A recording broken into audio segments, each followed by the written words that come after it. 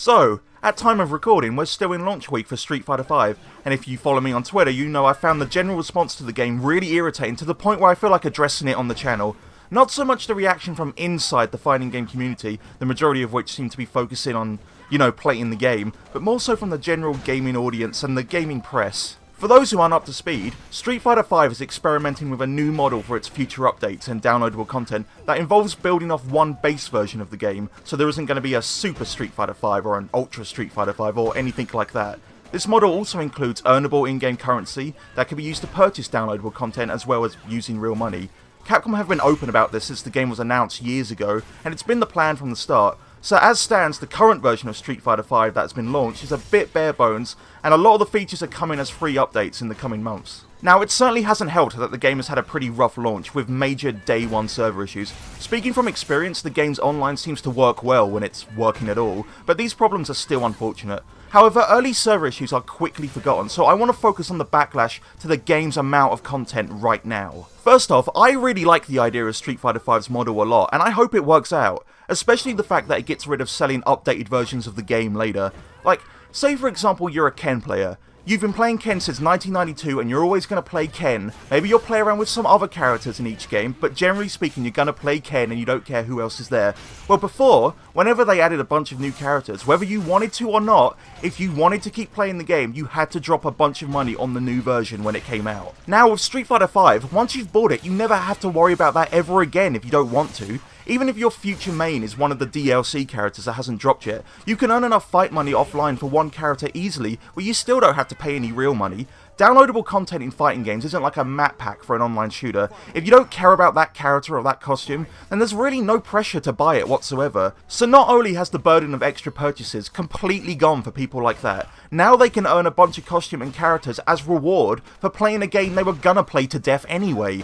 The point of this model is to get rid of the barriers that keep a lot of people away from a lot of fighting games, and entice people to stay involved with the game for a long stretch of time, while rewarding them for it. With Capcom probably figuring that Street Fighter V will be more profitable if it can maintain a larger fan base than 4. I will say I think it's really silly that the game doesn't have an arcade mode at the moment. Not that I'd be playing it that much anyway, but it's still a strange omission to make. Capcom have said that they're looking into putting that in as a free update too, but it's still strange. Other than that, I think the reaction to Street Fighter V's launch highlights a flaw in how we value games. I mean, the game is designed from the ground up to be something that grows over several years, something that will grow with the community that is built around it, and reward those who are committed to the game. With that said, it's ridiculous that everyone is so focused on the amount of content that's there right now. Like, the value of purchasing Street Fighter V can only be determined by the amount of stuff that is literally on the disc right now. I didn't buy Street Fighter V on launch day for the 16 characters or the amount of modes on the disc. I bought it because I care about Street Fighter V, and I want to be on the ground floor for this one and watch the game grow. Because I know that the version of Street Fighter V that exists today won't exist in 6 months' time when the new characters drop and everyone knows what they're doing. I missed out on Street Fighter 4. When Vanilla came out, I wasn't really into fighting games like I am now, and when the later versions came out, I was too distracted by other games like Marvel vs. Capcom 3.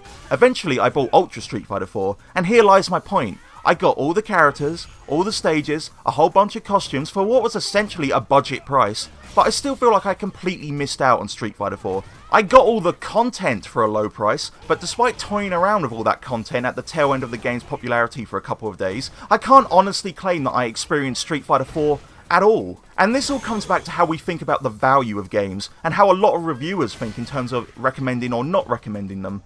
Buying Street Fighter V on launch is like buying a season ticket to an ongoing event. You're not buying the literal stuff on the disc, you're signing yourself up to be part of something. But with the assumptions that mainstream reviews make, that thinking doesn't exist. They're consumer journalists determining the value of something without actually engaging with it properly. And since you can't predict the future, all they can do is review whatever exists now as an internal yay or nay on buying the game, even when it makes no sense to do that. I don't have any faith in day one mainstream reviews for games whatsoever, and I'm not blaming the journalists themselves like they're incompetent or bad writers, because that's rarely the case. But often with mainstream pre-launch video game reviews, you have a bunch of people with similar lifestyles, similar interests, of similar backgrounds, and they all have the same pressures in terms of finance, time, deadlines, and dealing with their audience. So of course most of these reviews agree with each other. I mean, sometimes a new Assassin's Creed game will come out and some too cool for school reviewer will say, we've had too many Assassin's Creeds now, and give it a 6 where everyone else is giving it 8s. But there's rarely meaningful disagreement. There's almost always a general consensus of opinion, and that sucks because that's often confused with some kind of objective truth about the game. But reviewing Street Fighter V or any fighting game before launch is especially ridiculous to me. Some reviews didn't even play the game online once before they were written. To me, reviewing a fighting game based entirely on its single player options is like kicking a ball against the wall for an hour and reviewing soccer. And almost every single review feels like it has to address the amount of content on the disc. Like it's this huge controversial issue, which comes with the assumption that multiplayer focused games are inherently worth less than single player, which is an idea that gets sillier by the day in this generation of online gaming. Plus the fact that the more reviews do this and reinforce this mentality, the harder it's going to be to break away from it.